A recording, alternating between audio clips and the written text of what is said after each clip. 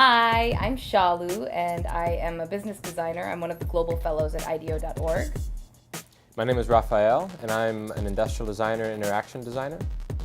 And we are kicking off a project with Rockefeller Foundation. It's a project that is looking at the post-harvest food waste that happens for smallholder farmers in Africa and what food waste means to them.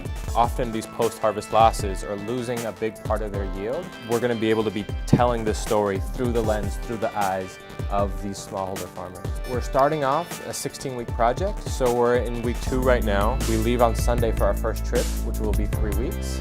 After that, we'll come back to San Francisco for another 3 weeks, then head back to Senegal and Kenya for a second trip of 3 weeks, and then back here to wrap up and build the final deliverable for the client. We have structured the time so that we spend a couple of days talking to experts and learning from the greatest minds that are working in the space. And then we really are going to spend the rest of our time with smallholder farmers. We're thinking we'll spend some time, about a couple of hours outside of Nairobi, where there's a kind of bunch of farmers in the Rift Valley, and then hopefully also fly out to Western Kenya and kind of get a different perspective of farmers who may operate in less of a formalized system. We'll be synthesizing, trying to process all the data, all the new learnings that we've made.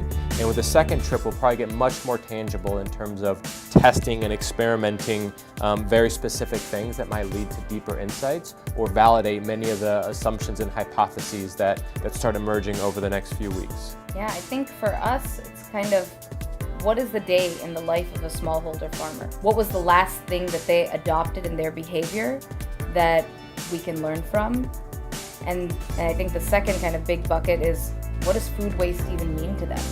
Do they even think of it as a problem? And that'll kind of really affect how we recommend positioning. We want to really understand different crops, so understanding the horticulture, people that are growing fruits and vegetables versus farmers that focus mostly on grain, versus farmers that operate in more formalized value chains like coffee or tea or even dairy. So we really want to be able to understand users from all different perspectives or all different parts of agricultural value chains to be able to compare and contrast and see how food loss affects them in different ways or similar ways. And that's going to be one of the things that's going to be a challenge, right? Is that we're going to try and absorb so much information from so many different verticals. And so just trying to make it happen in a short amount of time is going to be challenging, but fun. Yeah.